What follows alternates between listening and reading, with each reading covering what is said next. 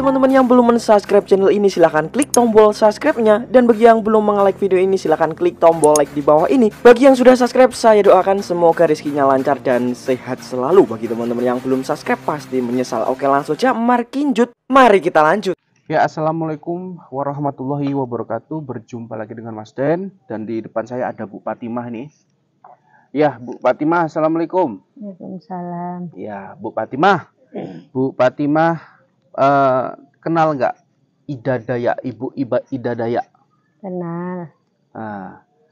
Nah, sebelum kita nanti lanjut lebih dalam, ibaratnya gini. Nanti saya pengen Ibu itu mengisahkan ya antara pengobatan yang dilakukan atau disembuhkan secara medis versus alternatif. Nanti Ibu bisa jelaskan juga itu. Karena apa? Karena memang dari apa yang kita bahas ini menyangkut tentang itu, Bu. Pengobatan alternatif dan pengobatan medis gitu, atau dari rumah sakit seperti itu, Bu. Nah, jadi ya mudah-mudahan Ibu bisa memberikan masukan, mungkin kritikan ya, Bu ya, terkait dengan pembahasan kali ini. Nah, oke, kita langsung ke pembahasannya seperti itu ya, Bu. Nah, dari kacamata Bu Fatimah, sosok Ibu Ida Dayak itu bagaimana, Bu? Orangnya ramah, baik, menolong orangnya ikhlas, tanpa bayaran. Kenapa dibilang begini begitu? Saya aja misalnya kemari saya pun mau berobat. Nah, udahlah kita nggak punya uang, dibilang dia. Dibilang gimana, Bu Fatimah? Dibilang lah penipu apa segala macam lah dibilang. Janganlah kayak gitu. Kan kasihan. Udah dia ikhlas menolong orang, kenapa difitnah lagi? Oh, menurut Bu Fatimah dia difitnah? Iya. Oke. Sekarang Bu Fatimah, Ibu sendiri katanya punya penyakit, Bu? Punya. Ya. Jadi selama ini berobatnya itu ke rumah sakit atau kemana, Bu? Boleh jelasin?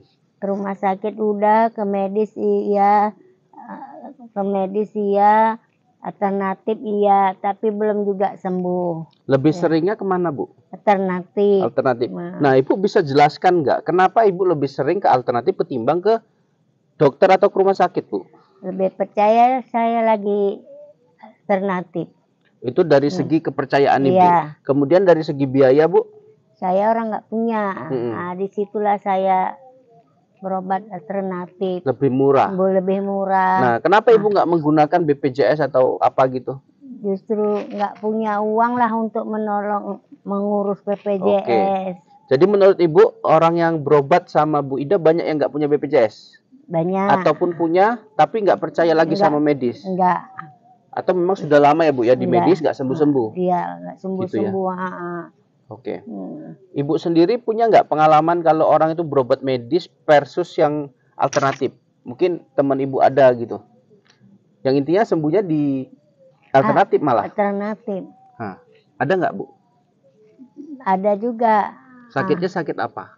Kayak misalnya patah tulang, apa segala macam, tekilir gitu, tidak baik. Tapi semenjak sama Bu Ida ini, alhamdulillah kakinya lurus, yang bengkok bisa lempang. Itulah kita bersyukur sama Ibu Ida ini. Janganlah kita kayak gitu dia. Oke. Tadi Ibu bilang Ibu juga kepingin berobat sama Bu Ida. Nah, kenapa sampai sekarang keinginan itu belum tersampaikan, Bu? Karena jauh, tidak terjangkau, saya nggak punya uang. Oh, yang punya uang masih mending ya, Bu ya, bisa ke sana. Bisa. Oke. Bu, kalau dibilang ini pengobatan Ibu Ida ini palsu, banyak rekayasanya, pasien yang sembuh rata-rata adalah pasien yang sudah disetting, itu menurut Ibu gimana? Nggak settingan, asli. Ibu yakin itu? Yakin. Ibu melihat dari media ya, Bu ya? Iya. Dari TV dan lain-lain ya? Lebih percaya saya lagi. Iya. Ibu tertariknya yang pengobatan gimana, Bu? Yang melihat Ibu Ida ini Ibu tuh merasa apa ya, merasa simpati gitu, merasa wah Ibu Ida ini memang luar biasa itu dari pengobatan yang gimananya, Bu? Saya semenjak nengok dia itu kan, yang tulang yang kakinya kayak gini Bengkok bengkok, gitu ya, Bu, ya? terus dilempangkan. Mhm, Misalnya kalau ada lah di kota Medan ini, Bu mhm, Ida ini, saya pun maulah kayak gitu. mhm. Mudah-mudahan kalau sembuh penyakit saya bisa saya gemuk kembali, Iya. malah bersyukur saya. Oh, jadi harapan Ibu pengen gemuk kembali Gemuk, karena dulunya agak berisi ya, Bu, ya? iya, Oke. Jadi teman-teman, memang besar harapan Ibu Fatimah ini untuk memang ingin berobat sama Bu iya. Ida gitu ya. Apalagi Kepingin saya mhm, jumpa sama Ibu Ida mungkin ini. kalau di pengajian Ibu pun rata-rata ya, Bu, ya? Iya. Gitu ya. Atau sekedar datang ngefans gitu ya. Karena memang luar biasanya Ibu Ida Iya. mengobatin pasien, sukarela gitu ya, Bu, ya? Ikhlas dia nolong orang, Ikhlas. sepeser pun dia nggak nerima Mhm. uang katanya. Tapi Ya. malah dia Iya. dijelek-jeleki. Oke, sekarang gini Bu, saya ingin meminta tanggapan Ibu sebagai ibu-ibu di Indonesia ya pada umumnya. Nah Bu, kan kalau kata garis bawahnya ini Bu Ida ikhlas ya. Ikhlas itu dalam arti dikasih berapa aja ya diterima ya, atau tidak dikasih sama sekali pun ya wes gitu, Iya. karena itulah ikhlas. Mm-mm. Benar seperti itu Bu. Nah Benar. tapi kan di samping itu Ibu Ida punya keluarga, punya anak. Nah, gimana itu, Bu? Itulah dia saking hati nurani dia untuk menolong orang seluruh Indonesia ini biar kepingin sembuh orangnya yang Ya. tidak mampu itu tadi.